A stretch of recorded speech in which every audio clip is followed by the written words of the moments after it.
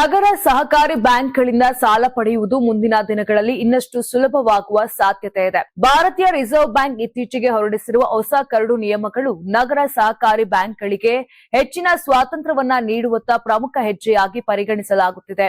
ಈ ನಿಯಮಗಳು ಜಾರಿಗೆ ಬಂದಲ್ಲಿ ಸಾಮಾನ್ಯ ಗ್ರಾಹಕರು, ವಿಶೇಷವಾಗಿ ಸಣ್ಣ ವ್ಯಾಪಾರಿಗಳು, ಮಧ್ಯಮ ವರ್ಗದ ಕುಟುಂಬಗಳು ಮತ್ತು ಕಡಿಮೆ ಆದಾಯದ ಸಾಲಗಾರರಿಗೆ ನೇರ ಲಾಭವಾಗಲಿದೆ. ಈ ಕರಡು ನಿಯಮಗಳಲ್ಲಿನ ಅತಿದೊಡ್ಡ ಬದಲಾವಣೆ ಎಂದರೆ ಅಸುರಕ್ಷಿತ ಸಾಲಗಳ ಮಿತಿಯನ್ನ ಹೆಚ್ಚಿಸುವ ಪ್ರಸ್ತಾಪ. ಇದುವರೆಗೆ ನಗರ ಸಹಕಾರಿ ಬ್ಯಾಂಕ್ಗಳು ತಮ್ಮ ಒಟ್ಟು ಆಸ್ತಿಗಳ 10% ಮಾತ್ರ ಅಸುರಕ್ಷಿತ ಸಾಲಗಳನ್ನ ನೀಡಲು ಅವಕಾಶ ಹೊಂದಿದ್ದವು.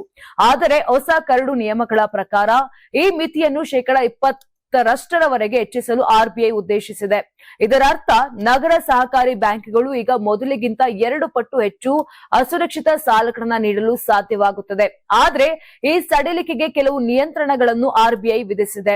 20% ಹೆಚ್ಚಾಗಿ ನೀಡುವ ಅಸುರಕ್ಷಿತ ಸಾಲಗಳು ಆದ್ಯತೆಯ ವಲಯಗಳಿಗೆ ಮಾತ್ರ ಸೀಮಿತವಾಗಿರಬೇಕು ಎಂದು ಸ್ಪಷ್ಟಪಡಿಸಲಾಗಿದೆ. ಇದರಲ್ಲಿ ಸಣ್ಣ ರೈತರು, ಸೂಕ್ಷ್ಮ ಮತ್ತು ಸಣ್ಣ ಉದ್ಯಮಿಗಳು ಪ್ರಮುಖರಾಗುತ್ತಾರೆ. ಅಲ್ಲದೆ ಈ ವರ್ಗದ ಸಾಲಗಾರರಿಗೆ ನೀಡಬಹುದಾದ ಸಾಲದ ಗರಿಷ್ಠ ಮಿತಿ ಪ್ರತಿ ವ್ಯಕ್ತಿಗೆ 50,000 ಮಾತ್ರವಾಗಿರುತ್ತದೆ. ಕರಡು ನಿಯಮಗಳ ಮತ್ತೊಂದು ಪ್ರಮುಖ ಅಂಶವೆಂದರೆ ವೈಯಕ್ತಿಕ ಸಾಲಗಳ ವ್ಯಾಖ್ಯಾನವನ್ನ ಹೆಚ್ಚು ಸ್ಪಷ್ಟಗೊಳಿಸುವುದು ಮತ್ತು ಸಣ್ಣ ಟಿಕೆಟ್ ಸಾಲಗಾರರಿಗೆ ಸರಳ ಹಾಗೂ ವೇಗವಾದ ಪ್ರಕ್ರಿಯೆಯನ್ನ ಒದಗಿಸುವುದು. ಇದರಿಂದ ದಾಖಲೆ ಪ್ರಕ್ರಿಯೆಯ ತೊಂದರೆ ಕಡಿಮೆಯಾಗುವ ನಿರೀಕ್ಷೆ ಇದೆ. ವಿಶೇಷವಾಗಿ ತುರ್ತು ಹಣಕಾಸಿನ ಅಗತ್ಯವಿರುವ ಗ್ರಾಹಕರಿಗೆ ಇದು ಸಹಾಯಕವಾಗಲಿದೆ. ಯಾರಾಗ್ತಾರೆ ಎಂಎಲ್ಎ ಅಭ್ಯರ್ಥಿ 2028 ಶೀಘ್ರದಲ್ಲೇ. ಪ್ರತಿದಿನ ಒಂದೊಂದು ಕ್ಷೇತ್ರದ ಟಿಕೆಟ್ ಆಕಾಂಕ್ಷಿಗಳ ಸಂಪೂರ್ಣ ಮಾಹಿತಿ ಪೊಲಿಟಿಕಲ್ ಜರ್ನಲಿಸ್ಟ್ ಕೆಎಂ ಶಿವಕುಮಾರ್ ಅವರಿಂದ. ಕರ್ನಾಟಕದ ನಂಬರ್ 1 ಡಿಜಿಟಲ್ ಮೀಡಿಯಾ ನಿಮ್ಮ ನೆಚ್ಚಿನ ಕರ್ನಾಟಕ ಟಿವಿಯಲ್ಲಿ ಮಾತ್ರ.